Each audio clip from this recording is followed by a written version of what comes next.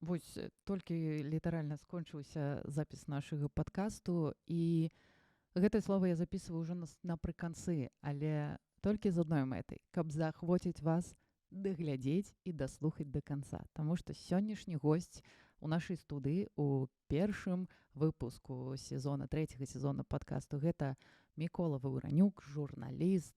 Сёння мы паразмаўлялі і пра стварэнне самага першага басовішча фестываля, і пра асабістыя рэчы, і пра вучобу, і пра беларушчыну. Запрашаю да праслухоўвання і прагляду, а таксама запрашаю пакідаць свае каментары пад гэтым відэа і пад аўдыёсцежкай. І будзем вам удзячны, калі вы пакінеце данат, каб мы маглі працягнуць нашу працу. Прыемнага праслухоўвання. Падкаст «Тутака».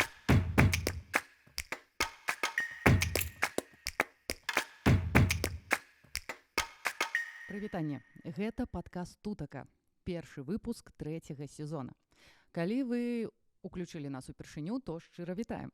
Калі ж вы вярнуліся, то мы сумавалі. Вяртайцеся да нас, гэта трэці сезон, і ў гэтым сезоне будзе шмат цікавага. Наш падкаст «Тутака» вы можаце не толькі паслухаць на ўсіх платформах, якія толькі існуюць у інтэрнэце, але і паглядзець у Ютубе, Spotify, таму што я думаю, што будзе на што паглядзець. Сёння у першым выпуску у нас вельмі асаблівы госць. І ўвогуле для гэтага сезону асаблівы госць. Мікалай Ваўранюк, так і хочацца фанфары тут даць.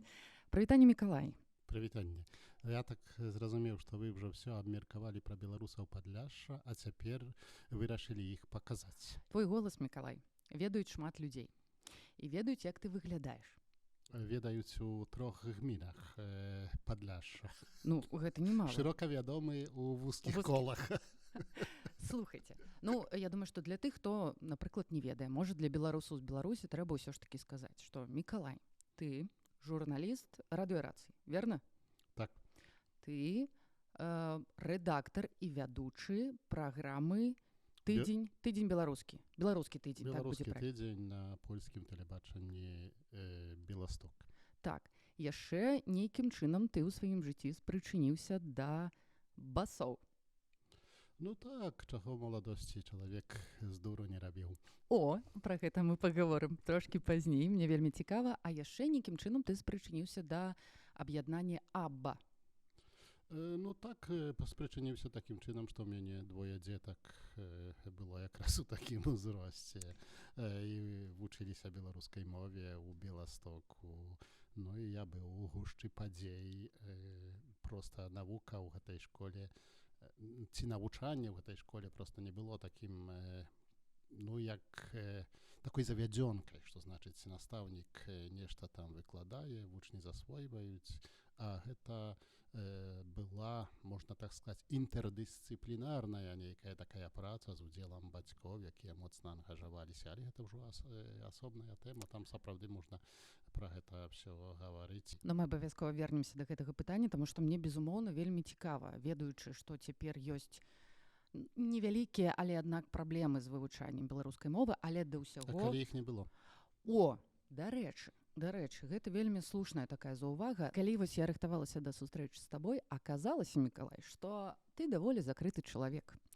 У сродках масавай інфармацыі, у інтэрнэце я не змагла знайсці ніякую такую асабістую цікавую інфармацыю пра цябе. Можа, таму што я ўжо, ведаеш, даволі пажылы чалавек і я аналагавы такі чалавек. Аналагавы.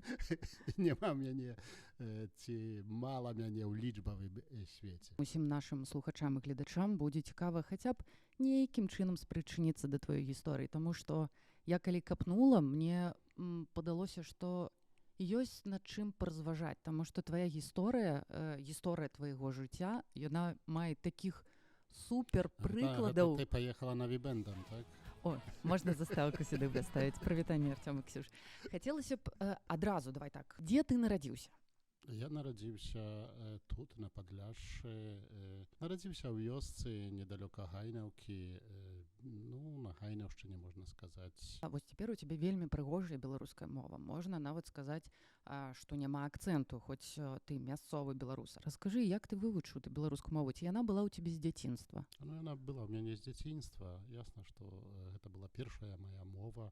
Ну, літаратурнай мове трэба было вучыцца, гэта таксама ясна. Ну, літаратурная мова, кожная літаратурная мова штучная мова, так? Яна не жыве так натуральна, хіба што за ёю стаіць дзяржава з установамі, з тэлевізіяй, з падкастамі рознымі і так далей, з войскам. То бок самага дзяцінства бацькі размаўлялі з табой. Ну, не толькі бацькі, усе размаўлялі ў нашай ваколіцы. Ну, вся ваколіца размаўляла па-беларуску. Так што, ну, я меў тое шчасце, якраз што нарадзіўся ў вёсцы, паколькі ўжо мае аднагодкі гарадскія, ну, так, у 99% былі польскамоўныя. Некаторыя з іх вывучылі потым беларускую мову, калі прыйшлі да беларускай свядомасці. Наогул іх бацькі стараліся адгарадзіць ад гэтага, стараліся зберагчы, рыхтавалі лепшую долю сваім дзецям, так? Яна ніяк не атайсамлівалася з беларускасцю, ну а ў мяне яшчэ як бы было тое шчасце ў няшчасці, так што не было куды дзявацца. Ну гэта проста моя першая мова, а польскую прыйшлося вывучаць. І вось тут пытанне, Ці вывучыў? Не, ці вывучыў? Ну, больш-менш. Добра, другое пытанне. Якім чынам ты, як малое дзіця, калі толькі-толькі вось пайшоў у школу, і ўсе размаўляюць па-польску. Дзе ўсе размаўлялі? Не, ўсе размаўлялі па-нашаму. Ну, настаўнік гаварыў да нас на уроку па-польску, але ж мы ж не размаўлялі адзін з адным па-польску. Я ў вясковай школе вучыўся. То бок не было такога адчування, там, не ведаю, свой сярод чужых ці наадварот. Не. У асяроддзе, а вось тваё асяроддзе, твае аднакласнікі, ці яны дагэтуль захавалі беларускую мову, ці аднак? Гэта ўжо даволі давно было, некаторых маіх аднакласнікаў няма ўжо ў жывых, з некаторымі трымаем сувязь, але зрэч часу спрабавалі мы тут у Беластоку сустракацца яшчэ.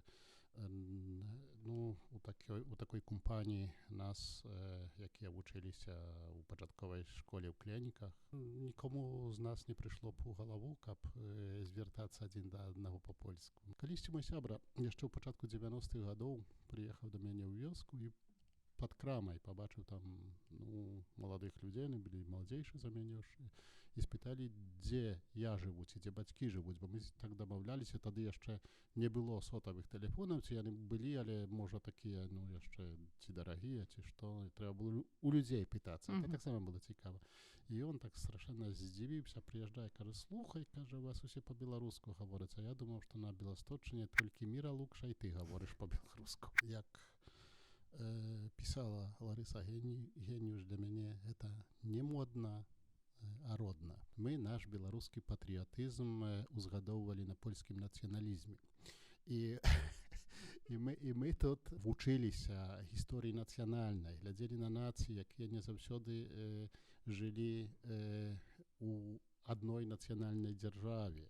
Мы гэта разрозніваем. А у мяне такое ўражанне, цяпер, ну, я магу памыляцца, паколькі я ніколі не жыў ні ў БССР, ні ў Рэспубліцы Беларусь, і калі што-то тыпа, ну, выпраўляй мяне, но мне такое здаецца, што гэта дзяржаўнае ўтварэнне, нейкае такое больш сацыяльнае ці палітычнае, але не нацыянальнае, скажам. І я здзіўляўся моцна, калі бачыў падручнікі па гісторыі БССР. Там вучылі гэтай гісторыі, ці геаграфіі, ці чаму там яшчэ заўгодна, ад мяжы да мяжы. Ёсць БССР, якая там заканчваецца на Белавежскай пушчы, але ўжо тое, што там беларусы могуць быць на Віленшчыне, Беласточчыне, Смаленшчыне, гэта ўжо, ці там Чарнігаўшчыне, гэта ўжо нікога не цікавіла. Ну, гэта было як бы упоперак афіцыйнай гісторыі.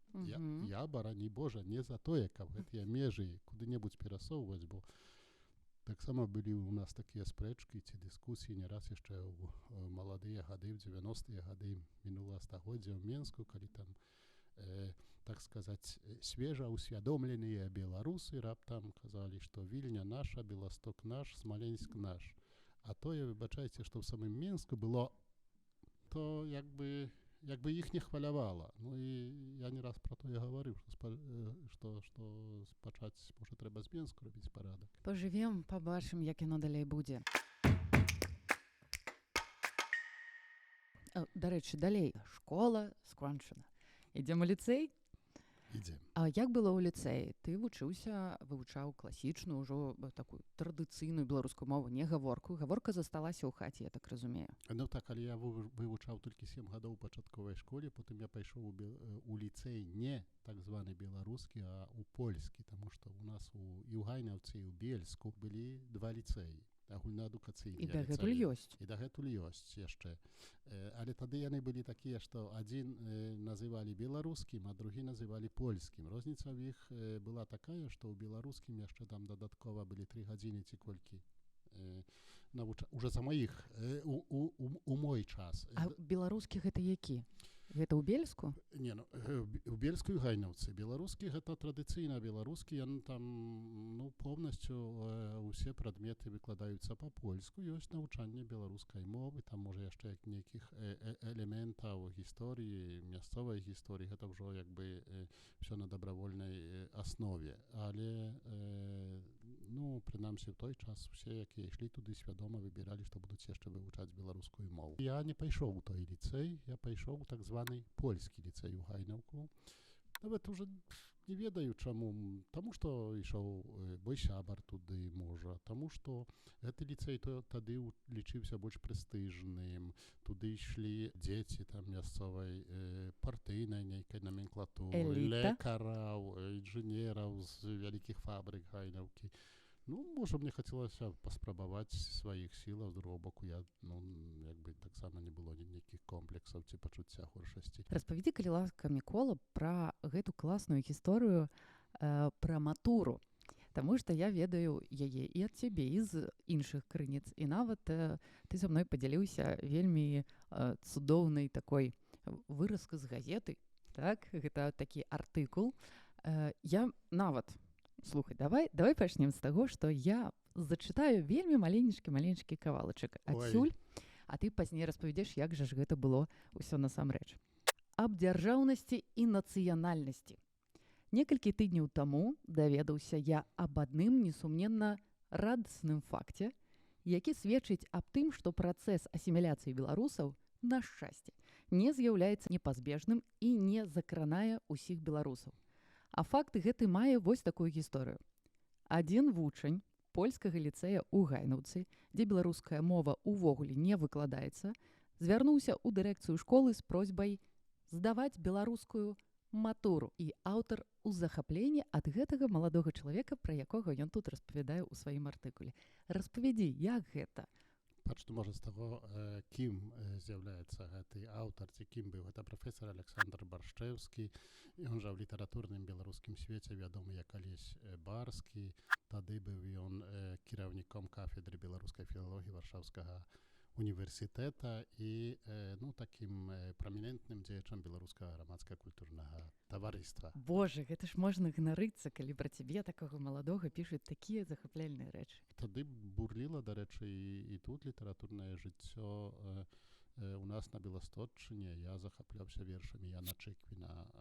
Ну, ён тымі вершамі, якія ён пісаў, калі яму было там пад 20 ці 20, так што ён амаль быў маім аднагодкам, калі я яго чытаў. Я так вельмі мяне краналі, яны былі апісвалі і мой свет, і мае пачуцці. Ну і так у тым захапленні я пастанавіў дадаткова здаваць яшчэ экзамен на атэстат сталасці па беларускай мове. А давайте паспрабуем, што там будзе. Дарэчы, я таксама там праславіўся ў школе. У нейкай дыскусіі прыйшоў нейкі партыйны чалавек, штосьці там, гэта былі часы пасля ваеннага становішча ў Польшчы, і ён там пра нейкія нацыяналізмы пачаў гаварыць, а я взяў слова, і што навучанне беларускай мовы гэта не праява нацыяналізму, а у пачатку там 70-х гадоў беларускай мове вучылася 12 000 дзетак, а ўжо 80-тыя гады 4 000. Кажу, гэта што? Ну і так, што я ўжо як бы мяне ведалі, там шу-шу-шу, зараз пайшла такая дыскусія. Ну і выслалі мяне у Беластоцкую асветную кураторыю, так што я паехаў у Беласток. Гэта быў першы такі выпадак. Яны не ведалі, што за мной рабіць, але, відаць, таксама бачылі, што я перакананы, што мяне як бы адвесці ад гэтага не ўдаецца. То сказалі, што добра, там падрыхтуюць мне камісію. Атрымаў паперу, што будзе ў беларускім ліцэі гэтая камісія пакліканая. Я туды заходжу, а там мяне дырэктар школы сустракае так з крыкам амаль на мяне, што тут у іх свае матуры, свае экзамены, а я ім яшчэ дадатковую працу тут даю. То я тым больш уже не адступаўся, і то я і пісаў якраз матуру пра паэзію Яна Чэквіна. Мяне гэта проста захапіла гэта гісторыя. Ці адчуваў ты той момант, што робіш нешта важнае? Таму што нават Баршэўскі ў сваім артыкуле ён з такім гонарам пра цябе распавядаў. Гэта быў адзін такі выключны, не тое што на Падляшшы, а ўвогуле ў Польшы. Ну і да гэтай пары хіба адзін і такі застаўся. Дык вось, ці адчуваў ты ў той момант, зразумела, што цяпер прыемна, ганарліва нават можа быць у нейкі момант распавядаць гэту гісторыю. А тады? Цяпер то можа больш так анекдатычна, больш сімпатычна. Тады я адчуваў, што раблю нешта важнае для мяне. А гэта як бы практычнага ніякага там водгуку не займела. Апрача таго, што я добра сябе адчуваў, што я дабіўся таго, што, кажу, мне гэта было важна. А так з усімі рэчамі па жыцці, калі чагосьці хочацца дасягнуць, нейкую абіраеш мэту, заўсёды ідзеш да апошняга, каб дабіцца, ці дзесьці, аднак папускаеш? Папускаю. Все менш мне хочацца біцца з вонкавым светам і мяняць нешта ці змагацца з тым, на што уплыву не маю. Гэта хіба натуральна. Слухай, мы яшчэ не скончваем. Мы толькі дзесьці, нават да сярэдзіны дайшлі. Пытанняў у мяне шмат. Мы да універсітэта з табой дайшлі толькі. Ага. А што ж там было цікавага? Ой. З беларушчынай. Па-першае, то мае старэйшыя калегі, з некаторымі потым я пасябраваў, яшчэ на хвалі рэвалюцыі салідарнасці ў Польшчы ў 80-81 годзе паспрабавалі заснаваць сваё студэнцкае аб'яднанне, беларускае аб'яднанне студэнтаў. Яно юрыдычнай асобы ніколі не дабілася юрыдычнага статусу як незалежнай арганізацыі, але нават выпусцілі пару нумароў бюлетэню ў Варшаве.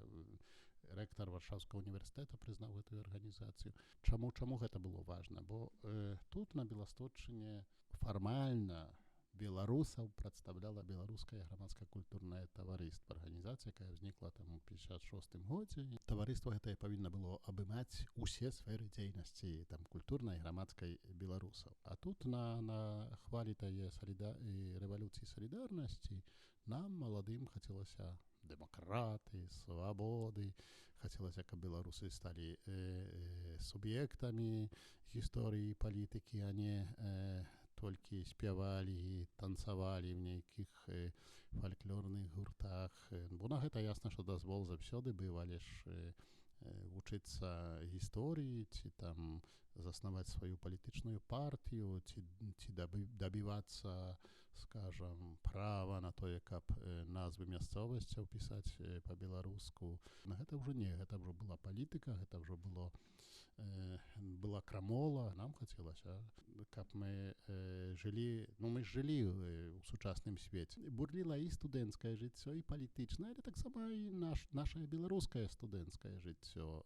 Мы там арганізавалі тыпу такія мерапрыемствы, як атрасілі. Гэта з польскай мовы «Отшэнщіны». Гэта як бы такое, так прымалі у рады студэнтаў, тых першакурснікаў, правда?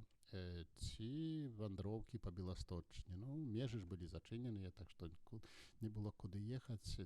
Штосьці мне нагадвае. Хадзілі мы па Беласточчыне, тады пазнавалі малую бацькаўшчыну. Назвалі мы іх таксама так трошкі няўдала, перакладаючы з польскай мовы па-польску райд студэнцкі, ці, скажам, можа быць веласіпедны, можа быць конны райд.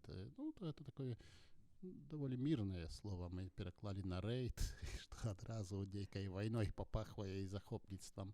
Добра я сябе адчуваў і ў Варшаве, і ў гэтай кампаніі студэнтаў. Добра, а чаму вярнуўся? Цяжка сказаць, ну проста калі ты хацеў заставацца беларусам, то і іншага месца як бы дзеля гэтага не было. Но Беласток нам падаваўся самым добрым месцам для жыцця. Мы ж маглі тут потым і, ну, па-першае, маглі заснаваць фестываль басовішча. Па-другое, маглі сваім дзеткам стварыць дзіцячы садок з беларускай мовай навучання. Таксама маглі ўвесці у адну са школ Беластока беларускую мову. Дзе ў нас былі б такія магчымасці? У Варшаве не сабраліся б за вялікі горад, ну, былі б усюды эмігрантамі. А тут у Беластоку, на Беласточчыне мы былі ў сябе. У мяне нават пытання не было. Я ніколі не марыў пра тое, каб заставацца у Варшаве. Проста добрае месца дзеля таго, каб заставацца сабой і жыць нармальна, і блізка ж і Беларусь была, бо то не так, што І ёсць.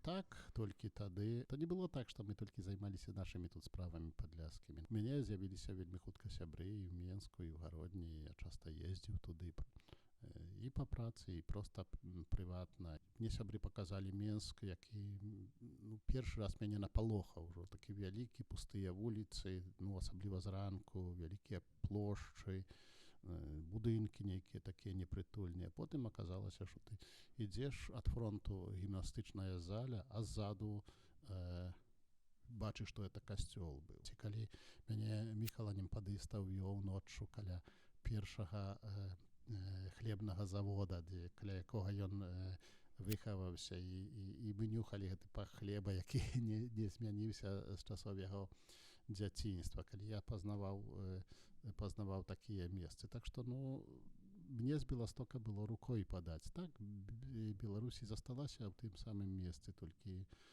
як туды паехаць?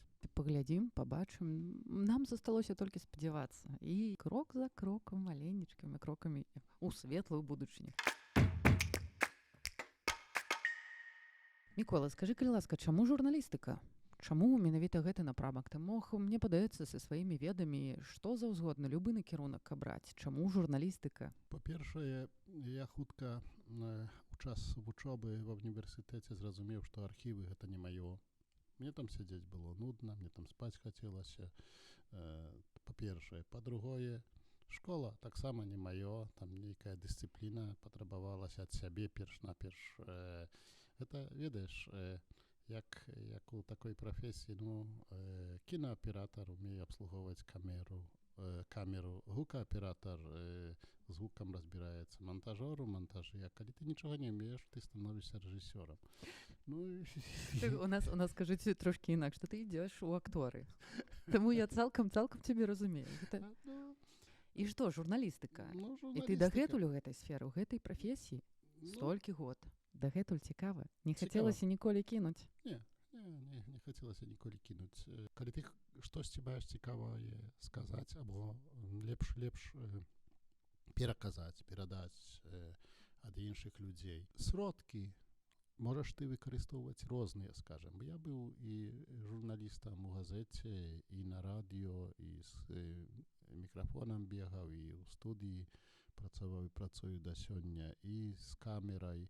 Так што ясна, што як бы у кожнай з гэтых галінаў крышку інакш трэба працаваць, на што іншае трэба звяртаць увагу, але сама сутнасць працы не мяняецца. Ты проста чуеш дзесьці цікавую гісторыю, і табе таксама ў цікавы спосаб трэба яе перадаць, пераказаць. А ці можаш ты ўспомніць самы цікавы для цябе рэпартаж, які ты рабіў? Вось, які першы цяпер прыходзіць у галаву?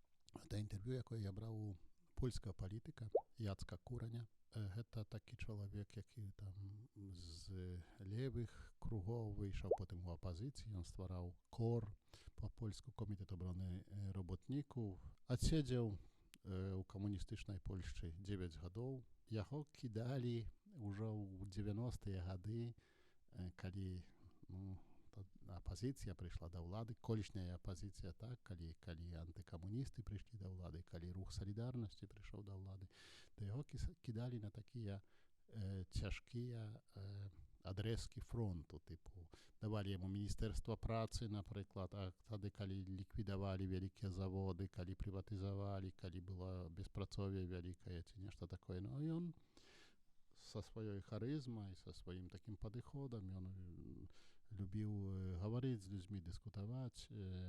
Ну, ён неяк спраўляўся, не ведаю, якія там былі фактычныя эфекты, але яго працы, скажам, як гэта паўплывала рэальна на народ, але заўсёды карыстаўся вялікім даверам народу. І яго у 95-м годзе, здаецца, намовілі, што раз табе народ давярае, то мы зробім з цябе кандыдата ў прэзідэнты.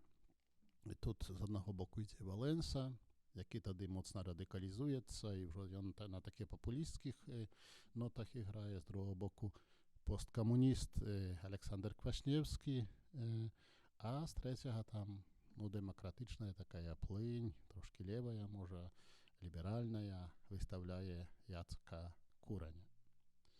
І ён усё жыццё хадзіў у джинсавай курцы, у джинсах, там такі даволі расхрыстаны быў. Ну, гэта быў яго такі і імідж, але ён, відаць, не звяртаў на гэтае ўвагі. А тут яго раз в жыцці намовілі, апранулі ў гарнітур, завязалі гальштук, і ён атрымаў раптам 10%. Для яго гэта быў шок. Ну, паколькі там яму давярае там 60 ці 70% грамадства, а галасуе за яго 10. Ён моцна гэта перажыў, зачыніўся, ён, можа, паўгода не даваў інтэрв'ю нікому. Я быў бадай першым журналістам, які ўзяў у яго інтэрв'ю, дзякуючы такой нашай супольнай знаёмай. І таксама была ўмова, не гаворым пра прэзідэнцкія выбары, не гаворым пра агульнапольскую палітыку, а гаворым пра справы нацыянальных меншасцей, пра справы нацыянальныя. А Яцек Курань яшчэ ў 89-м годзе, калі там мянялася ўлада, калі размаўлялі з апазіцыя з тадышнім камуністычным урадам, ён стварыў такую камісію па справах нацыянальных меншынь.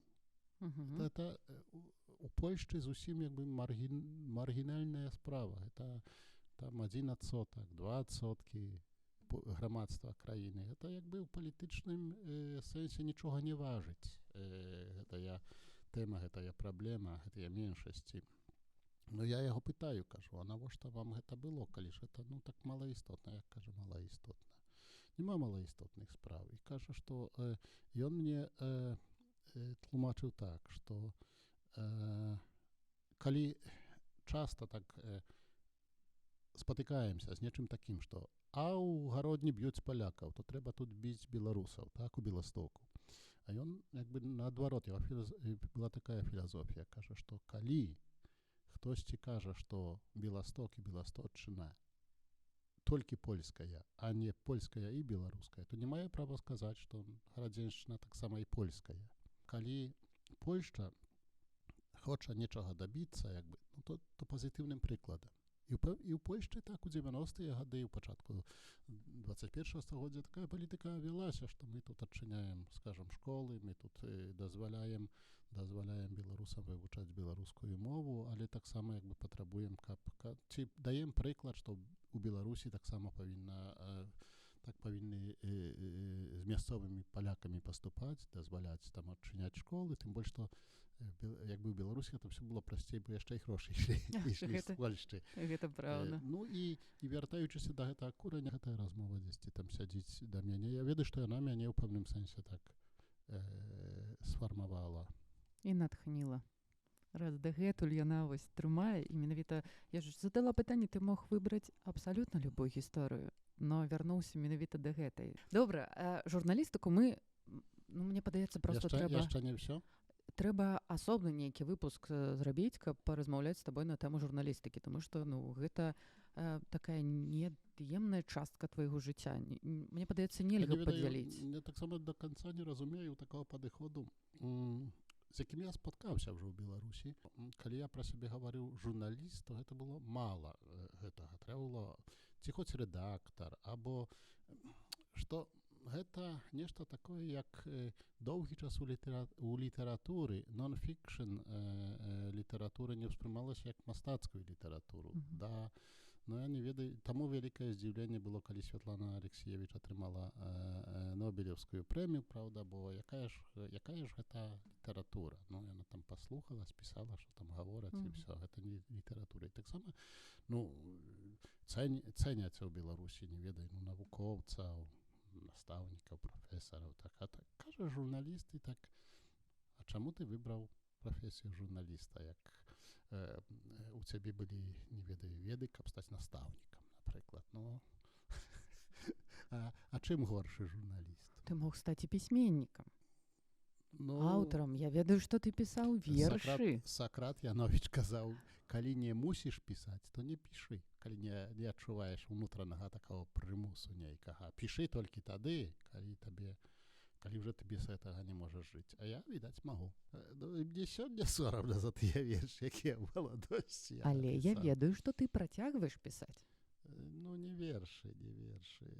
Потым мне яшчэ быў такі эпізод, там пару вершаў так з'явілася ўжо ў дарослым жыцці, але то таксама гадоў таму 30, сама менш. А скажы мне, калі ласка, я хачу даведацца, вось ты ўжо сам сёння за нашу размову і пра жонку ўспомніў, і казаў, што ў цябе была дзяўчына, якая працавала ў школе настаўніцай. Гэта ж моя жонка. Ці мы можам паразмаўляць на гэтую тэму? Таму што тут я павінна таксама сказаць, што Аліна, ну, мы можам яе таксама лічыць сябрам нашага фонду, таму што мы даўно з ёй знаёмы, супрацоўнічалі і будзем супрацоўнічаць. Прывітанне, Аліна. Скажы, калі ласка, калі гэта не сакрэт, і ты можаш падзяліцца, а як жа вы пазнаёміліся? Пазнаёміліся на нейкай студэнцкай імпрэзе, прычым, можа, як анекдот такі трошкі скажу, што такая наша супольная знаёмая з Варшавы паказала мяне Аліне першы раз і сказала: о, ён паўгода жыў у Рыме. Аліна так сказала: так не выглядае на такога. Так што першае ўражанне я, відаць, не зрабіў добрае. А потым цікава, што нас літаратура звяла. Так, там мы в адзін вечар нейкі тлумачылі. Што мы тлумачылі, я ўжо нават не памятаю, але то хіба не было самае істотнае. Штосьці перакладалі з беларускай мовы на польскую, або наадварот у такой кампаніі, дзе добра гулялі. А потым Аліна валакла мне некалькі тамоў Караткевіча. Было такое 5-томнае белае выданне. Мяне тых кніжак не хапала. Яна была ў Мінску на нейкім вяселлі ў сваёй сям'і. Яна мне іх там вязла 3-4 тамы. Ты і дагэтуль шмат чытаеш, праўда? Увогуле з літаратурай цябе шмат што звязвае. У цябе ў хаце вялікая бібліятэка? Вялікая. Наколькі вялікая? Раз спрабавалі падлічыць, а я ўжо не памятаю. Ну, некалькі тысяч тых кніжак ёсць. Ну, гадоў 30. Мы, можа, таксама ўжо думалі пра тое, каб нейкі экслібры зрабіць, каб пісаць, каму што пазычаем. Дагэтуль гэтага не робім, так што не все вяртаюцца, ну, але Бог з імі. Ну, таксама ў нас, можа, некаторыя кніжкі іншых людзей. Кнігі павінны чытацца, яны не могуць проста стаяць. Так. Канешне, добра, калі іх вяртаюць, таму цалкам разумею. Я ведаю яшчэ такую гісторыю, што вы разам з Алінай нейкім чынам спрычыніліся яшчэ і да арганізацыі першых басоў фестываля «Басовішча». Мне не проста так, не проста дзеля гісторыі, а дзеля таго, каб таксама трошкі намацаць, зацікавіцца само, як жа ж гэта было, стварэнне першых басоў і паездка ў Мінск у бар «Мутнае вока». Мікалай, чакаю падрабязнасці. «Мутнае вока». А ведаеш, што такое была «Мутнае вока»? Гэта бар, дзе быў адбор. Не. Ну, давайте. Гэта не так было. Так, па-першае, то трэба сказаць, як бы на якім фоне з'явіўся гэты фестываль. Ну, гэта быў канец 80-х гадоў, ужо, відаць, была дэмакратызацыя, ужо, як бы, ну, мы сталі свабадней дыхаць, мы таксама заканчвалі ўжо універсітэты, трэба штосьці было ў жыцці рабіць. І гэта было ў 89-м годзе. Мы там вырашылі адсвяткаваць гадавіну разгрому грамады у павятовага з'езду. Гэта была такая беларуская сялянская работніцкая грамада, на чале якой стаяў Браніслаў Тарашкевіч у міжваенны час. І ў адной нашай вёсцы, там у Старым Беразове, у 26-м, ну, калі я магу памыляцца проста, ці 5-м, ці 7-м годзе, ну, там проста расстралялі тых удзельнікаў, там пагінулі людзі. Ну, і мы так хацелі это ушанаваць, там наведалі гэтую вёску, але ж потым ясна, што ў добрай кампаніі у Бельску доўга сядзелі ўсю ноч і кажам, што тут, ну, патрэбная нейкая большая такая імпрэза інтэграцыйная. А чаму мы сказалі, што патрэбная? Бо пабачылі, напрыклад, таксама тады бы вельмі так много моладзі ездзіла на Святую Гару Грабарку. Не тое, што каб маліцца, а проста каб быць у сваім гурце са сваімі дзяўчатамі, са сваімі хлопцамі і так далей.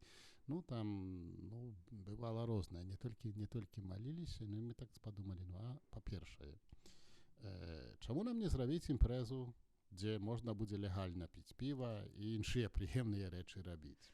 Гэта галоўнае. Гэта галоўнае, каб быць разам, так? Па-другое, тады мы ўжо ведалі пра рок-гурты, якія ўзніклі ў Беларусі, вельмі цікавыя. Бонда была, прыязджала да нас, таксама ўжо была Мроя. То это былі пачаткі гэтых рок-гуртаў. І музыка тая была нашая, яна вельмі нам падабалася, і гэта ўжо не была лапцюжная Беларусь, а такая сучасная. Лапцюжная? Лапцюжная, так, ну. Трэба запісаць гэта слово, татуіроўку сабе набіць. Лапцюжная Беларусь. Таксама да нас даходзілі, нам таксама кантрабандай перакінулі, напрыклад, яшчэ плёнку на такім кружку вялікім. Мікалай, я не такая маладая, як вы думаеце. Не трэба мне паказваць, аб'ясняць. Не, ўсё добра. То можа яшчэ маладзейшыя нас паглядзяць калісьці, то трэба паказаць з песнямі Сяржука Сокалава Воюша, ці мы ўжо чулі Камоцкую, якая толькі што з'явілася тады на сцэне. І нам, ну, як бы так хацелася гэта слухаць, хацелася быць разам, і падумалі, што робім фестываль. Як сёння памятаю, што як бы прапанову такой імпрэзы склаў Весю Харужы і нават паказаў месца, кажа, што ёсць там пад гарадком такая паляна, дзе там фэсты праводзяцца, дзе самая важная электрычнасць туды даведзеная, ёсць невялікая сцэна, все там можна зрабіць. Ну і мы так на хвалі энтузіязму робім, ну, назву пачалі прыдумоўваць. І хтосьці так ад польскага фестывалю «Роковіско» сказаў, ну, аналаг такі зрабіў, што паколькі ў нас ёсць арганізацыя БАС, Беларускае аб'яднанне студэнтаў, то хай будзе «Басовіско». На што Олег Латышонак скривіўся: ой, кажа, то што не па-беларуску, не, ну калі ўжо, то басовішча. Ну і так засталося гэтае басовішча, якое калегам-палякам вялікія, так сказаць, цяжкасці спрычыняла потым усё жыццё, гэта скланяць, гэта як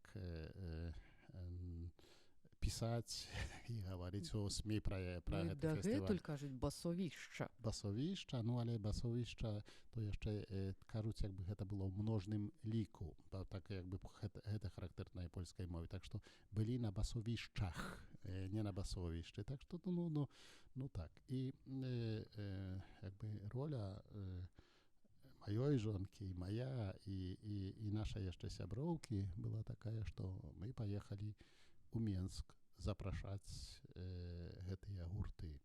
Спаткалі, як сёння памятаю, Сяржука Краўчанку, бас-гітарыста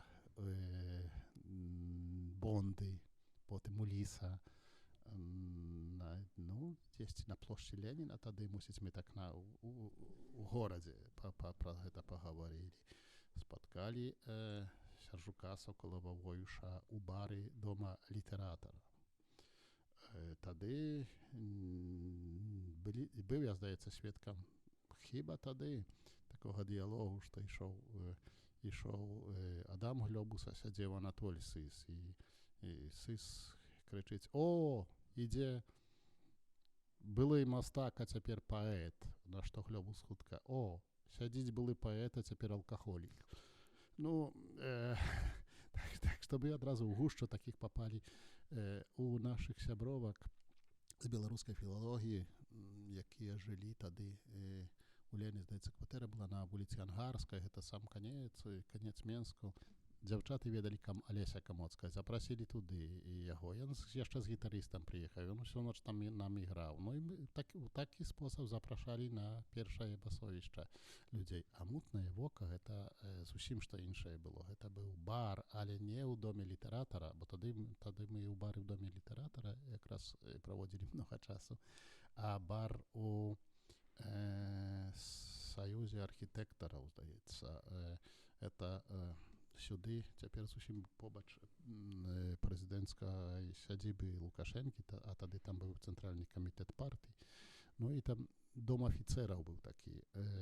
Там жоўты будынак, як бы зараз, калі ісці ад Свіслачы ўверх падымацца, то з левага боку там ад тарца такого ўваходзілі, вельмі сімпатычны бар.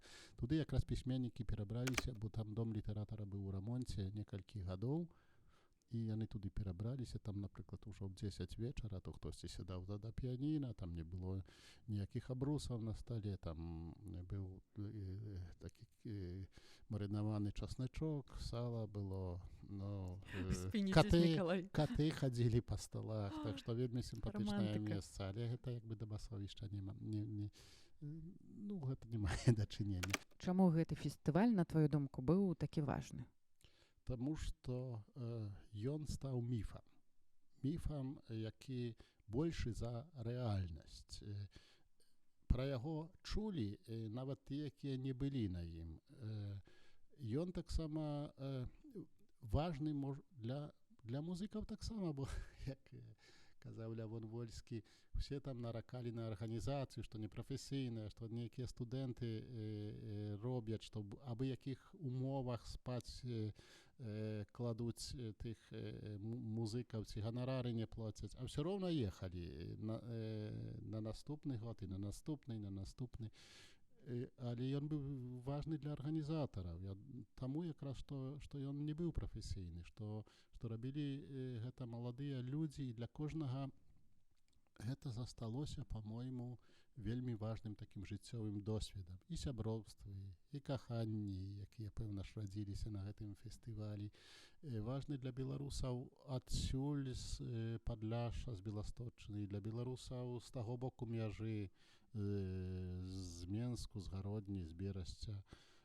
Важны, ведаю, калі глядзеў на маіх дзяцей, але таксама і мой досвед для нашых сяброў палякаў быў важны. З Беластоку, усе, ці амаль усе туды ездзілі. Можа, не кожны год, але былі, бачылі, пазналі беларускую музыку. Таксама потым гэта у пакаленні маіх дзяцей. Іхнія сябры, палякі, таксама ездзілі на басовішча. Я думаю, што ён якраз быў вельмі важны, каб паказаць такую нефармальную беларускую культуру, але прывабную, людскую, такую, хорошую па-добраму. Вось мы цяпер з табой размаўлялі пра басы, і я не магу спыніцца, Мікалай. На месцы басоў цяпер адбываецца новы фестываль. Гэта таксама моя прыгода. Вось цяпер я разумею, што адчувалі вы, калі стваралі басы. Па-добраму зайздрошчу вам, што перажываеце зноў гэты энтузіязм, што адчуваеце тую стомленасць, але ж і многа радасці пасля таго, пэўна, як чуеце ад людзей. Калі ўсё скончылася. Калі ўсё скончылася добра, все выжылі, все перажылі, але ж таксама ж, як я зразумеў, што для шмат каго гэта вельмі важнае месца, вельмі важная імпрэза і ну я тут хочу прызнацца да аднаго, што калі магу, Ну, давай, конечно. што паколькі я перажываў за Басовішча ад першага да яго апошняга выпуску, ну нават калі я там стаяў зусім збоку, і нават ужо калі мае дзеці там не былі сярод арганізатараў, то ўсё роўна ну я не мог абыякава, так сказаць, ставіцца да яго, жадаў поспеху, перажываў за нейкія няўдачы, ну сэрца балела тады. І я падумаў, што калі закончылася гэтая гісторыя з Басовішчам, а на месцы, на тым самым месцы пачаў радзіцца, стварацца новы фестываль, што ўжо маё сэрца не вытрымае, калі я так буду ад пачатку перажываць за яго поспех. І нават ну, там штосьці ў мяне было, але на першым фестывалі мяне не было. Так я хацеў таксама нейкую такую, ну, прызнаюся, грэшную дыстанцыю захаваць, хаця так да канца гэта не ўдаецца, ўсё больше моя сімпатія на баку гэтага фестывалю. Ну, але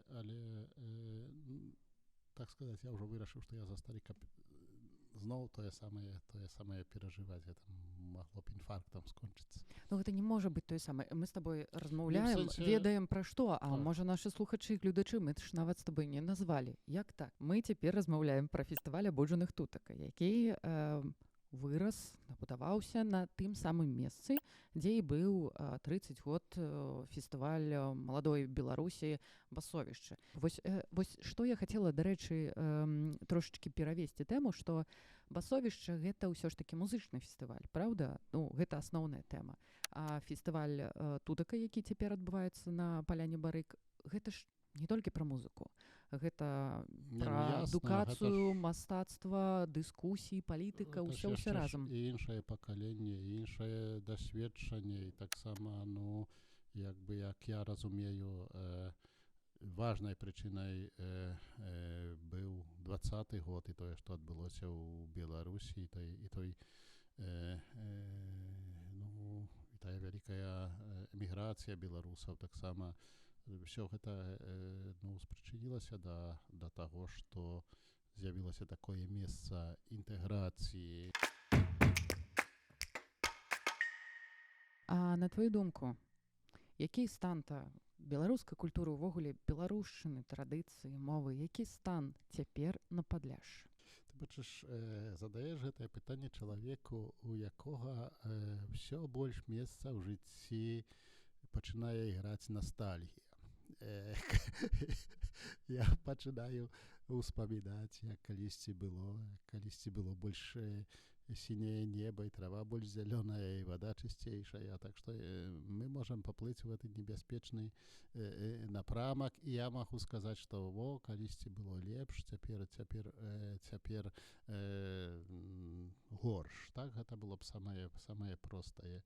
Тут трэба было б пытанне задаць нейкаму, не ведаю, сацыёлагу, нейкаму аналітыку грамадска-палітычных нейкіх працэсаў. Мне цяжка сказаць, штосьці ёсць добрага, штосьці недобрага. Ну, жыццё працягваецца. У мяне такое адчуванне, што тое, што мы прапанавалі, ну, яно, я не скажу, што гэта зусім як бы зышло у нябыт, што нічога не засталося, што ўсё ж такі мы тую асіміляцыю, на якую прысуджаныя ўсе меншасці ў свеце, што мы там на пару дзесяткаў гадоў, калі не затрымалі, то запаволілі. Але цяпер сённяшні дзень патрабуе новых выклікаў, таксама новых формаў працы, новай тэмы. Я ўжо яе не прыдумаю, скажам. Гэта ўжо як бы справа маладзейшых. Но маладыя-то тут ёсць, актыўныя маладыя.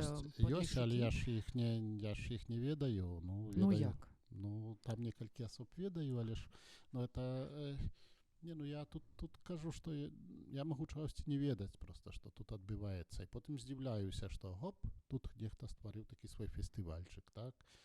Бабах, ну і тут нейкая Ніка Нічос са свадам прабіваюцца на Еўрабачанне. Тут все Падляшша дурэе, нават хтосьці лечыць свае комплексы, хтосьці хваліцца сваімі філалагічнымі ведамі, хтосьці крытыкуе, хтосьці ў захапленні, безумоўна, ну, з'ява цікавая. Мне цяжка адназначна сказаць, што тут добра, што дрэнна. Ну, дрэнна, напрыклад, у тое, што ў ліцэях так званых беларускіх дзеці ці моладзь не хоча здаваць матуру. Ну, калі бы ўжо спачалі з матуры, так. то да матуры вяртаемся па беларускай мове, бо ім гэта да нічога не патрэбнае. Безумоўна, не можам арыентавацца на тую, скажам, беларускую камоўную вёску, в якой я выхаваўся. Бо цяпер яна, ну, там, скажам, тыя з майго пакалення, гэта апошнія, якія гавораць па-нашаму. Дзеці ўсе гавораць па-польску. Але ж з аднаго боку як бы ідзе такая палянізацыя, але з другого боку таксама паяўляюцца новыя людзі, якім чамусьці хочацца быць беларусамі. І яшчэ адно хачу сказаць, што все, што мы тут робім ці можам зрабіць, то яно і так як бы не забяспечыць нашай будучыні як беларуса ў Польшчы, калі не будзе беларускай Беларусі. Тут у нас, ну, як кажуць палякі, колдра закароткая і мала людзей, і губляецца мэта, губляецца тое, дзеля чаго варта быць беларусамі, калі не будзе Беларусі. Ну, дзеля чаго? Мікола, дзеля чаго варта быць беларусам? Калі б была беларуская дзяржава, беларуская, як Беларусь, і беларуская мова была запатрабаваная, і кантакты гандлёвыя, і не толькі гандлёвыя, і навуковыя, то я табе сказаў бы, дзеля чаго. Бо хтосьці рабіў бы кар'еру на беларускай філалогіі, хтосьці рабіў бы бізнес, хтосьці быў бы перакладчыкам, хтосьці быў бы, не ведаю, пасрэднікам, хтосьці закахаўся бы, паехаў бы ў Менск у беларусцы ці ў Беларусі. Ну, нармальнае жыццё было б. Я табе скажу, чаму мне важна заставацца беларусам. Проста каб быць сабою. Гэта так проста? Гэта так проста, як з галавой залезці пад коўдру. Пад коўдру, так. Так і хочацца прыцягнуць словамі. Але гэта так ёмка. Гісторыя як быццам бы вось цяпер складваецца. Я памятаю, што на пачатку табе сказала, што няма пра цябе інфармацыі такой асабістай у інтэрнэце. Я не ведала, як з якога боку падысці. А цяпер у фінале проста, каб быць сабой, вось у мяне склаўся пазл. Падкаст Тутака.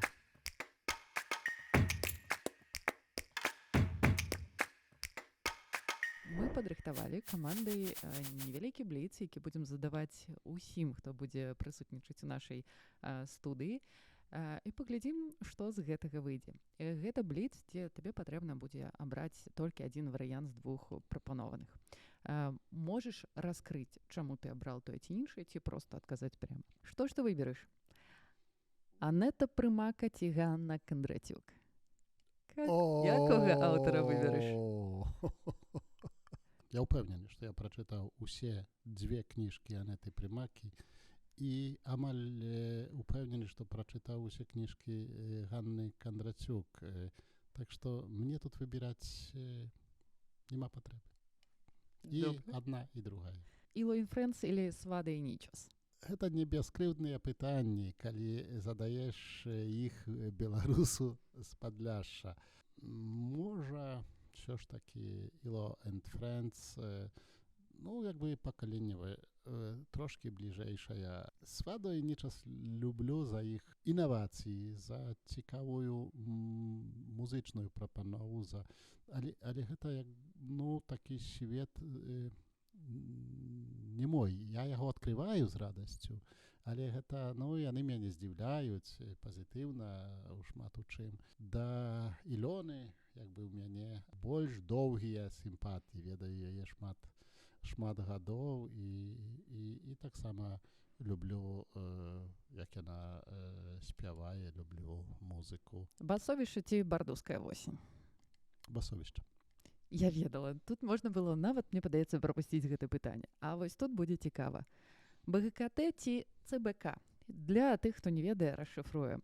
Беларускае грамадска-культурнае таварыства ці Цэнтр беларускай культуры у Беластоку? Цэнтр беларускай культуры, прычым тут як бы са спадзяваннем на будучыню і з надзеяй, што будзе шмат ініцыятываў, а не пераўтворыцца гэта ў такую установу, як БГКТ.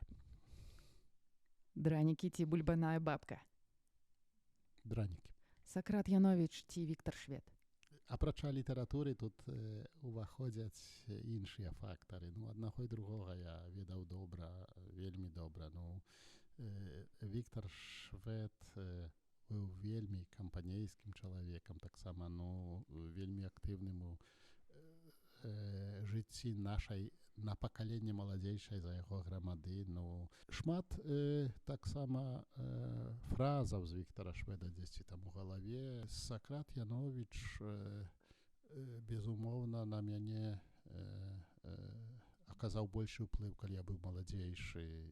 І літаратурай, і таксама палітычнай актыўнасцю, грамадскай актыўнасцю, таксама інтэлектуальна, таксама начытанасцю, кантактамі. Так што, ну, тут... Трэба зрабіць выбар, Мікалай. Ну, добра. Сакрат Яновіч. Ніва ці часопіс? Ніва. Бельск ці Гайнука? Гайнука — гэта горад маёй маладосці, майго ліцэя. У Бельску трошкі жыў я ўжо, калі мы пажаніліся. З Бельска моя жонка. Ну, правда, родам не з Бельска, але тады, калі мы пажаніліся, то яна была з Бельска. То хай будзе Бельск. Горад ці вёска? На гэтым этапе жыцця вёска. Дзякуй, Мікола.